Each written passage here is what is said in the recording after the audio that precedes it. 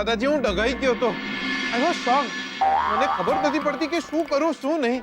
મારું મગજ બેર મારી ગયું હતું. સાચું કહું તો તમે બધા જે બોલી રહ્યા હતા એ મને કંઈ સંભળાઈ જ નહોતું રહ્યું. પણ જીગર આ તો હદ છે. તારી મમ્મી ગુજરી ગઈ છે એવું સાંભળીને અમે લગ્નની તારીખ પાછી ઠેલાવી અને હવે તું કહી રહ્યો છે કે તારી મમ્મી ની તારી ગાય ગુજરી ગઈ હતી. એટલે ભાભી તમે બી છે ને યાર. હવે મારી બા ના ગુજરી ગઈ એમાં હું શું કરું? આઈ એમ સોરી દાદાજી. હું ગુસ્સામાં કંઈ પણ બોલી જાઉં ને એ પહેલા મને એવું લાગે છે કે મારે અહીંથી જતા રહેવું જોઈએ. ભાભી ભાભી ભાભી ઉભા રહ્યો દિયોર. ભાભી ઓ ભાભી ભાભી લા 10-12 દાડા મોઢું પૈંજો એમાં શું લ્યો જતા રહે. હવે લગ્નની તારીખ હતી એ જ રહી છે એમાં આટલો ગુસ્સો. બસ જીગલા,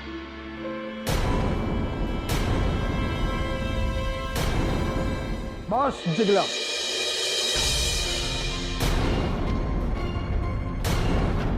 આ બધું શું છે? આ સવાલ માત્ર લગ્નની તારીખનો નથી, તો મારા બધાની લાગણીઓ સાથે રમ્યો છે. આવી મજાક હોય જીગલા? હા, અરે ગઈકાલે રાત્રે અમે લોકો કોઈ સરખું જમ્યા પણ નથી. તારા બા ગુજરી ગયા છે એવું માનીને અમને એમ લાગતું હતું કે અમારા પરિવારમાંથી જ કોઈ ગયું છે. હા, અમે બધા ભેગા થઈને અત્યારે મહેસાણા આવવા માટે નીકળી રહ્યા હતા કે જીગરને પડખે આપણે ઊભા રહેવું જોઈએ. અને તું છે કે હદ કરી જીગલા, તે તો હદ કરી. આવી રીતે મજાક હોય? તારી જગ્યાએ જો બીજો કોઈ હોત ને તો મારો હાથ ઉપડી જા. બહુ ગુસ્સો આવે છે તાર પર જીગલા, અને સાથે દુઃખ પણ થાય છે કે તે અમારા બધા સાથે આવું કર્યું. જીગલા, તે આજે અમને મૂરખ બનાવ્યા છે, મૂરખ.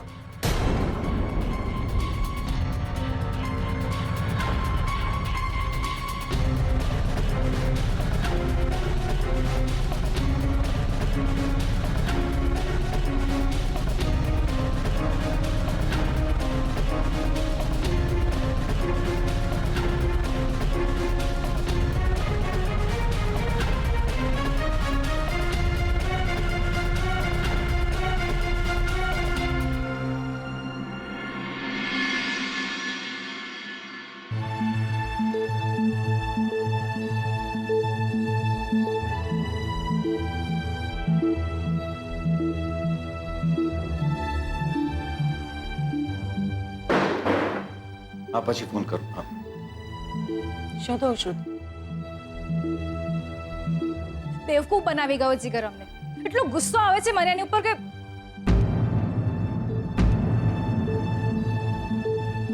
શું શું થયું? શું?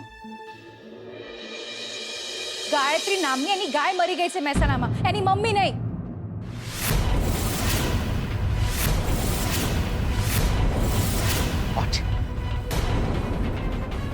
પણ એમ કે જીગરના મમ્મી ગુજરી ગયા છે.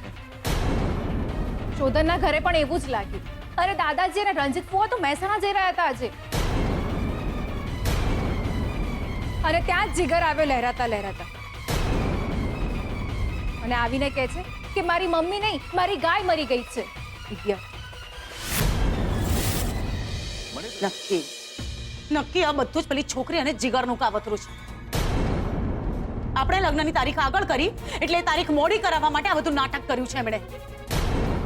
મમ્મા પ્લીઝ, કંઈ પણ થાય છે એટલે સ્વીટુનો વાંક કેમ કાઢે છે તું? અને આ બધું જીગરના લીધે થયું છે. ચૂપ કર. દરેક વાતમાં એ છોકરીની તરફદારી કરવાનું બંધ કર તું.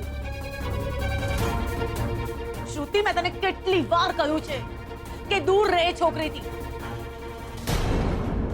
એ છોકરી જેવી દેખાય છે એવી નથી. કહ્યું છે ને મેં તને.